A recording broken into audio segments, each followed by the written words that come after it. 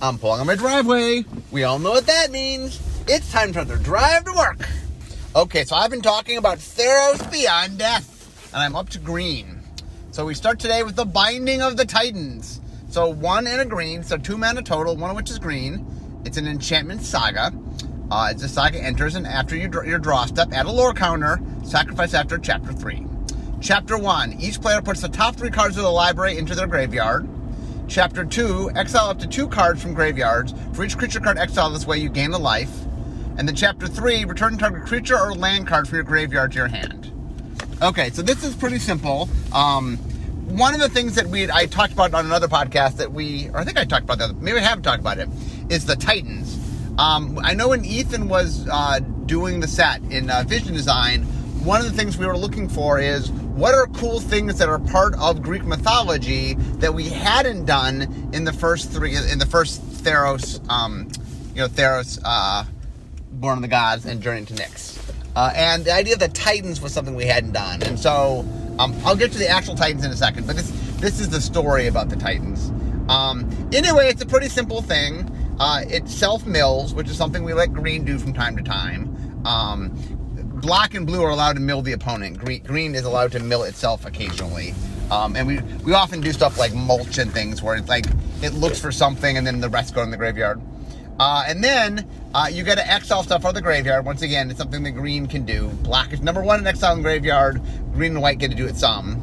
And if you're exiling creatures, you get to gain life. So life gain's a green thing. And then you get to return something. Green has regrowth. So normally when green returns something, it's anything. But for flavor purposes, they made it creature or land. So, but this is a nice, clean, simple little design. I like it. Okay, next, Destiny Spinner. So Destiny Spinner costs 1 and a green, so 2 mana total, 1 of which is green. It's a 2/3 creature, enchantment creature, it's a human. Creatures and enchantment spells you control can't be countered. And then for 3 and a green, target land you control becomes an XX elemental with trample and haste until end of turn, where X is the number of enchantments you control. It's still a land. So this is one of the interesting things about making enchantment matters is finding different ways to make enchantment matters. And so the idea here is it does 2 things. One is it keeps them from being countered, applies to creatures and spells just to give it a little more utility. And it allows you to sort of animate your lands equal to the number of enchantments. So the idea is if you're playing a bunch of enchantments, and note that this is an enchantment. So at bare minimum, just having this out means you can turn lands into 1/1s because this is an enchantment. But the idea if you're playing a heavy enchantment deck, yes, this allows you to start animating your lands and making them bigger and bigger. Okay, the first Iroan Games. 2 and a green, so 3 mana total, 1 of which is green. It's an enchantment saga. It's got 4 chapters. Chapter 1, create a 1/1 human soldier token. Chapter 2, put 3 +1/+1 counters on target creature you control. Chapter 3, if you control a creature with power 4 or greater, draw 2 cards. And then Chapter 4, create a gold token. So obviously, Iroa is our version of Athens. So this is us making this is the Olympics, right? We're trying to make a toy of the Olympics. The Olympics originally came out of Athens. So the idea is we're doing our version of that. And it's kind of fun. Like the people show up, and then some of them show feats of strength. And then if you have a bigger creature, you get to draw cards. So the idea is you make a 1/1. You can put the 3+1 counters on the 1/1, making a 4/4, which then would trigger Chapter 3. Although you can mix it up. So like there's clearly a plan that you can follow, and that plan will get you there. But anyway, it's just doing a lot of different green things. Green gets to make tokens. Green gets to put +1/+1 counters on things. Green gets to draw cards tied to creatures. And then green, the gold token, green makes... I think the gold token's more for flavor than anything else. The idea at the end that you get your gold medal. So, anyway. Next. Next is Hydra's Growth. So Hydra's Growth costs 2 and a green, so 3 mana total, 1 of which is green. It's an enchantment, an aura, enchant creature. When Hydra's Growth enters the battlefield, put a +1/+1 counter on enchanted creature. At the beginning of your upkeep, double the number of +1/+1 counters on enchanted creature. So this is a card after my own heart. I may or may not have made this card, I don't remember. But So the idea essentially is that when this enters the battlefield, you get to put a counter on it, +1/+1 counter, and then it doubles at the beginning of every upkeep. So the idea is I put it on my creature, put a counter on it. The next turn, before they can attack, after the beginning of my turn, instead of 1 counter, it goes up to 2. So now it's +2/+2. Then it'll be +4/+4, then +8/+8. It grows fast. So anyway, if you don't know that I love doubling, I do love doubling. And Hydras are tied to growth, so that's kind of cool. Okay, next, Clothes design. Clothes is the red-green god that had disappeared that Xenagos took the place of. We now learn that they were in the underworld. Anyway, Clothes design, 5 green, sorcery. So 6 mana total, 1 of which is green. Creatures you control get +S/+X until end of turn, where X is your devotion to green. So this is our version of Overrun. So Overrun is a spell, I think, for Shroud Tempest, that all your creatures get +3/+3 and trample. And so the idea here is kind of doing a Overrun for devotion. It doesn't grant trample because it can get pretty big, but it is a good finisher, especially for a heavy green deck that would, if you have enough green creatures, having green creatures means your devotion goes up, and it means they all get bigger, so it's pretty cool. Okay, Mantle of the Wolf. 3 and a green, enchantment aura, another aura, enchanted creature gets +4/+4. When Mantle of the Wolf is put into the graveyard from the battlefield, create 2/2 green wolf creature tokens. So one of the issues on auras in general is the offset of card advantage. So this thing says, oh, I put it on my creature. Well, if you kill my creature, so obviously I'll lose 2 cards, and then I'll lose my creature, and I'll lose this enchantment. But when enchantment dies, it gets replaced by 2/2 wolves. So it grants +4/+4, and then when it dies, that +4/+4 turns into 4 power of wolves, which I think is pretty cool.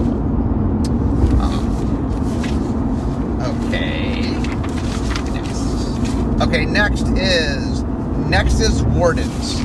So Nexus Wardens cost 2 and a green, so 3 mana total, 1 of which is green. It is an archer. It is a satyr archer. It's a 1/4. It has reach and it has constellation. Whenever an enchantment enters the battlefield under your control, gain 2 life. So one of the things about constellation that is a challenge is that you have to do things that are useful whenever you would play an enchantment. It needs to be something that's generally useful. And one of the nice things is life gain. So, whenever we do re-triggerable things, landfall, stuff, life gain is a very clean thing. And usually it's either a white or green. I think in general, well, it depends what you're triggering on. Sometimes it'll be white, sometimes it'll be green. But it's a nice, simple trigger. One of the things that when we're trying to do certain effects, something to think about, like, for example, Devotion has to do scalable effects. Constellation has to do effects that are triggering but need to be generally useful. They can't be too situational.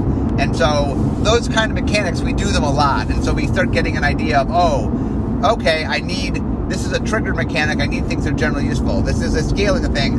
I need things, and we start to learn, as you do this enough, you start knowing the kinds of effects that you can do. Anyway, so one of the things that's interesting as we design, that there's a lot of repetition of design that people may not think of, that having designed this kind of mechanic before makes it easier to design it again just because you're more familiar with the patterns. Okay, next, Nylea, Keen-Eyed. 3 and a green, so 4 mana total, 1 of which is green. She's a legendary enchantment creature, god, 5/6, indestructible. As long as your devotion to green is less than 5, Nylea isn't a creature. Creature spells you cast cost 1 less to cast. 2 and a green, reveal the top card of your library. If it's a creature card, put it in your hand. Otherwise, you may put it in the graveyard. Okay. Nylea is the green god, the major god in green, the mono green god. She has an affinity for creatures. She likes creatures. So, she makes it easier to catch creatures. Also, once again, when you get devotion to 5, she becomes a creature. So, casting creatures, especially casting green creatures, will help, her ability helps speed that up to her becoming a creature. And then, she also lets you hunt for creatures. So, in a good way, not a bad way. Let's look off the top of your library to find them. So, she's very, very creature-oriented, which is pretty cool. Nessian Boar. 3 green, so 5 mana total, 2 which is green. It's a 10/6 boar. It's a creature, obviously. All creatures able to block Nesting Boar do so, and whenever Nesting Boar becomes blocked by a creature, that creature's controller draws a card. Okay, so a couple things going on here. First off, the Nesting Boar is when Hercules had his 12 what are they called? Labors. One of the labors was to capture the Nesting Boar. So it's a creature from Greek mythology. It might have been the Nesting Boar. I mean, it was. This is us doing the boar. So anyway, it needs to be something that is big and scary. So the idea of making it a big creature, so like a 10/6, is pretty big and scary. And then it has basically the lure ability. So in Alpha, Richard made a card called Lure. That was an aura.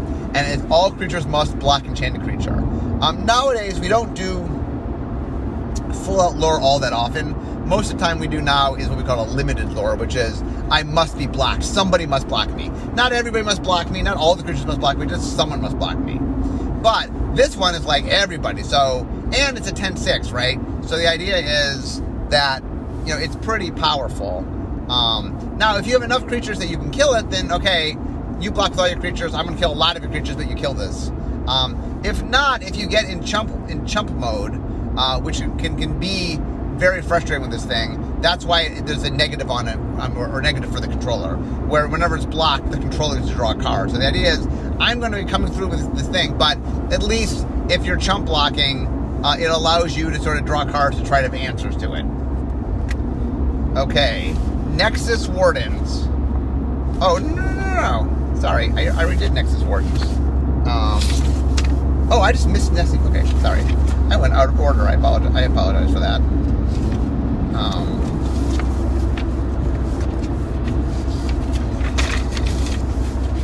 Next, Nylea's Intervention. So this is the intervention cycle. X green sorcery. Choose one.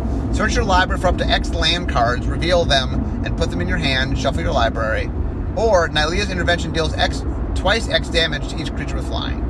So now that I see this thing, I do believe that all of them have X and double X, meaning one where X is just X and one where X is a double. I think that was patterned all the way through. Anyway, so this thing can help you find lands, which is something green does, or it can help you deal with flyers, which is something green does. Nyx Herald, 2 and a green, 2/3 Centaur Shaman. It's a enchantment creature. At the beginning of your combat on your turn, target enchanted creature or enchantment creature you control gets +1/+1 and gains trample at the end of turn. So one of the things we did in this set is we connected enchantment creatures with enchanted creatures. So enchantment creatures are creatures that are enchantments. Enchanted creatures are creatures that you put an aura onto. But one of the neat thing is, if I'm making you care about enchantments, I both want you to play enchantment creatures and I want you to play auras. So in this set, we link those together. Normally we don't. Enchantment creatures I don't think we normally do. So we can care about enchanted creatures and enchanted creatures in a way that makes you care about enchantments in a connective way. The idea is things that are enchanted or things made of enchantment are something that you get to care about. Okay, Nyx Bloom Ancient, 4 green. Enchanted creature, elemental, 5/5, trample. If you tap a permanent for mana, it produces 3 times of that mana instead. Okay, so when this showed at the I was on the vision design team, but this got made. I did not make this card. It got made during set design. So in the slideshow, when this card came up, often what happens is we're at our Tuesday Magic meetings. Some of the time, I mean, they're not always this, but sometimes we do our slideshows, and the slideshow is when the set is close to being done. It's the last chance for everybody to look at it, a sanity check. People can make comments and notes, and so it's a chance to sort of make final notes before the set is done. The cards all have their art and everything. They're as close to final versions of the cards that we can show. It lets us see it and sort of, it's fun. A, not everybody worked on the set, and B, some people like me, I worked on it, but not near the end, so I get to see what they've done with the set. And it's just a fun experience. But one of the things that happens is there's some yelling things out of the screen. Some of them occasionally are real questions and stuff, but some of them are us just goofing around. So when Nyx Born Ancient went up on the screen, I said aloud in the room, I go, wait a minute, you can triple things? Because I'm known for liking to double things. So I'm all excited on the triple. This is a mythic rare. I think on mythic rare sometimes we're just like, how can we turn it up? How can we go to 11? To use a Spinal Tap reference. So anyway, we've done numerous. Mana Flare was an alpha, although it was in red originally. The ability eventually moved up to green, and this is like, how do we take this ability and just turn it up? Normally you double it, or you add one extra. So this is tripling it. So anyway, that is pretty cool. And it's not even legendary. So if you want to get 2 of them out, you can have 9 times your mana. I mean, okay, it's expensive, but still, it's possible. Okay, Theros Beyond Brawler, 4 green, so 6 mana total, 2 of which is green. It's a 4/4 Centaur Warrior, it's a creature. When Theros Beyond Brawler enters the battlefield, it fights up to 1 target creature you don't control. So, this card is, one of the big conversations we've been having is green creatures entering the battlefield not appropriate for green? And we haven't really resolved it yet. Obviously, we made one here. One of the dangers is that green is supposed to be dependent on creatures for dealing with other creatures. And I know how in a vacuum you're like, oh, well, a creature fights. Well, there's a creature fighting another creature. But on some level, you do have a creature, but it does act a lot like a spell. Like our joke is, if you made a 1/1 death type creature that enters the battlefield and fights, that's kind of just a creature destruction spell. This is not exactly that. There's a body, but anyway, we are putting under close scrutiny. I'm not quite sure where we're going to land. But one of the issues with green we definitely in the recent past, just like we're looking at white to figure out how to make white better in certain areas, like Commander and stuff. Green is something we've stretched a little bit. That we're looking at. Have we stretched a little bit too far in some areas? So we're definitely looking. We're looking there. Renata, Call to the Hunt, 2 green. So 4 mana total, 2 which is green. Star 3. It's a legendary enchantment creature demigod. So this is the green demigod. Renata's power is equal to your devotion to green. Like I said, all the demigods, their power or their toughness is equal to your devotion. Each other creature you control enters the battlefield with an additional +1/+1 counter on it. So she definitely, kind of like Nylea, encourages you to play a lot of creatures and then gets rewarded off you having a lot of creatures, especially mono green creatures. So the idea is, make a mono green deck, play lots of green creatures. Your creatures will all get bigger. Nope, her ability works on any creatures, not just green, but her devotion to green encourages you to play green. And then she just gets bigger. So that is pretty powerful. Okay, next up, Cetacean Champion. It's a 1/3 human warrior, has Constellation. Whenever an enchantment enters the battlefield under your control, put a +1/+1 counter on Cetacean Champion and draw a card. So this one's pretty good. Once again, we did make the change on the Constellation cards that they themselves are enchantments, but that allows us to push things a bit more. So this not only... there was a card in Journey to Nyx that drew you a card, Constellation, draw a card. This one not only draws your card, but it also makes it bigger, so you get to grow. So you get a growing creature in addition to the card. One of the things that we got asked a lot about is that we say that white gets narrow card drawing, enchantments is narrow. Why do we put this in green and not put it in white? I think in retrospect, if we had to do this all over again, I'm not sure we put the rider the +1/+1 counter necessarily. We might have a different rider because that's a little more green than white, although white can do it a little bit. But I do think if we had to do this over again, the card drawer would be the Constellation card drawer would be in white. Not that green can't do it. Green can do it, but I do think that white could use it a little more, especially in Commander. We are looking for places to do card draw in a way that does feel white, and this is an area where it does. So I do think in the future we're going to look for more opportunities like that to let white do that. Voracious Typhon. I want to say Typhoon, but that's not what it is. Voracious Typhon. 2 green, so 4 mana total, 2 which is green. It's a 4/4 snake beast. It's a creature. It's got escape, 5 green. So exile 4 other cards from your graveyard. And then it escapes with 3 +1/+1 counters. So this is another one of those creatures that just gets a lot bigger. So like, for example, it's a 4 mana 4/4. That's okay. It's not amazing, but it's okay. But after it dies for 7 mana, along with 4 cards from the graveyard, you get a 7/7. So it's a 4/4 that then on becomes a 7/7. I'm sorry, a 4 mana 4/4 that becomes a 7 mana 7/7. Now, given each time you bring it back, you got to do 4 cards.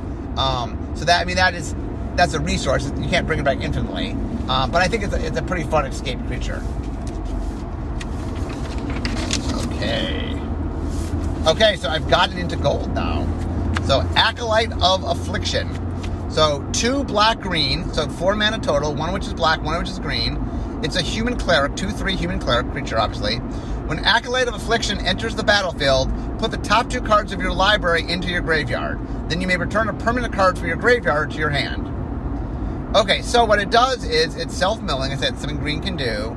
And then green can regrow, so green can regrow whatever it wants. Regrowing a permanent is fine. So the idea is it self-mills and it lets you regrow a permanent. The reason this is black-green is, self-milling can be done in black and green, and blue for that matter. But both black and green can self-mill. And returning a permanent card to your hand, black normally just does creatures where green can do anything. So, but the idea of I self-mill, which black does more than green, and I can regrow something, is something that is definitely playing an overlap between black and green. You're getting back a little more than you would in mono black. But the idea that you're getting a permanent is trying to feel like it's a combination between black and green. The other thing is black and green. This is, I'm pretty sure, the uncommon signature spell. So one of the things we do for drafting purposes is most sets we will make a cycle of uncommon gold cards, 2-color gold cards, that sort of reinforce the strategy of that color combination and give you a card that helps you with it. So black and green in this set have a focus in the graveyard. They use graveyard as a resource. I'm sure there's some escape. There's a bunch of escape. And so this card is sort of helping you get there. It's helping you sort of, because it's putting stuff in your graveyard, maybe things with escape or resources that you can spend, and then it's also letting you get something back. So it's sort of doing what black-green does a lot, which is graveyard as a resource of putting things in and taking things out. Okay, next. Ashiok Nightmare Muse. So 3 blue-black. So it's 5 mana total. 1 of which is blue, 1 of which is black. It's a legendary planeswalker. This is Ashiok. So +1, create a 2/3 blue and black nightmare creature token with, quote, whenever this creature attacks or block, each opponent exiles the top 2 cards of their library. So whenever it attacks or block, it mills them for 2. Then it has -3, return target non-land permanent to its owner's hand. Then that player exiles a card from their hand. So it gets back a non-land permanent. This is something blue can do. And then -7, you may cast up to 3 face-up cards your opponent owns from exile without paying their mana costs. The -3 ability, return target non-land permanent to its owner's hand. It's bouncing. Sorry, it's not regrowing, it's bouncing. Then that player exiles a card from their hand. So blue-black has a card called Recoil. So that is Recoil. So that's a blue-black effect, sorry. And then the -7 is it lets you cast up to 3 cards that have been exiled. Now notice, when you mill them, instead of to the graveyard, it's exile mill, meaning they exile it. So when you're making your nightmare creatures, they're milling your opponent, which are exiling cards. And then use the second ability, you're making them exile cards from their hand. So the first 2 abilities essentially are building. Oh, I didn't mention this. He starts with 5 loyalty. And so the idea is that he's a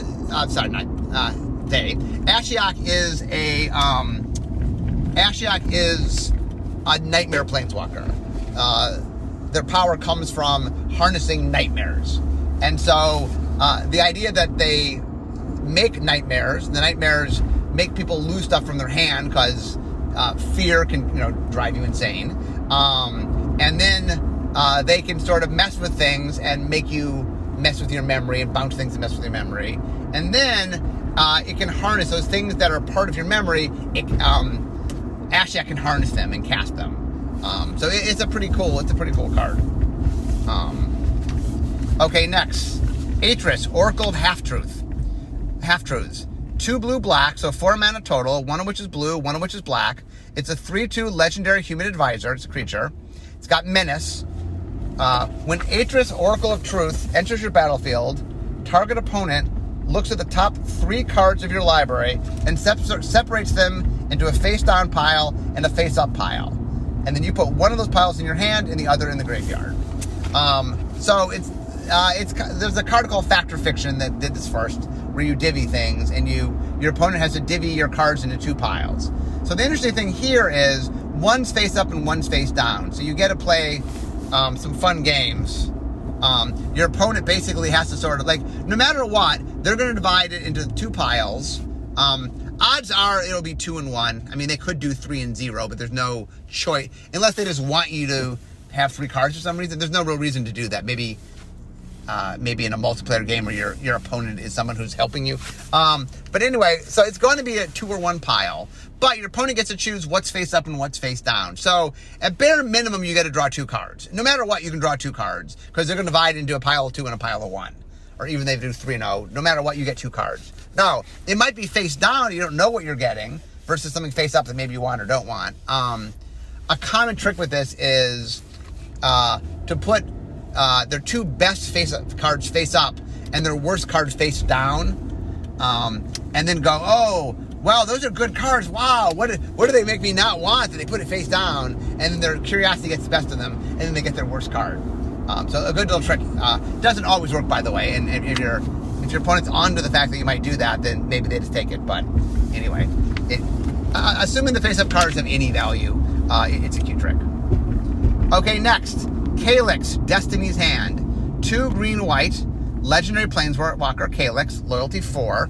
+1, look at the top 4 cards of your library. You may reveal an enchantment card from among them and put that card into your hand. Put the rest on the bottom of your library in random order. Second ability is -3, loyalty. Exile target creature or enchantment you don't control until target enchantment you control leaves the battlefield. And -7, return all enchantment cards from your graveyard to the battlefield. Okay, so first off, we were on Theros. We really wanted to do a enchantment-based planeswalker. We were on an enchantment-based world. The only one that we had existed, like, if you look at artifacts, there's all these planeswalkers that care about artifacts. Tezzeret cares about artifacts. Saheeli cares about artifacts. Karn cares about artifacts. Duretti cares about artifacts. And then even stuff like Dak and Dovin all have smaller, so we've done a lot of artifact-based planeswalkers. We've done one, Estrid, I think is the only enchantment-based planeswalker we've done. And for franchise reasons, the character didn't make a lot of sense here, so we decided to make a brand new planeswalker that was dedicated to enchantments. We made it green-white because those are the key enchantment colors. So Calyx does 3 things. One is you may search for enchantments, right? You can look at the top 4 cards of your library, get enchantments. So A, the +1 is you can go find enchantments. The -3 is you can deal with things by sort of turning any of your enchantments into an oblivion ring, essentially. It's like, well, as long as this enchantment sticks around, okay, I get rid of that. You can get rid of creatures or enchantments. And the final one, I made a card back in Urza's Destiny called Replenish, which puts all enchantment cards from the graveyard into play. It's a pretty powerful card. That is Calyx's ultimate. So the card really just says, hey, play a lot of enchantments. I'll find them for you.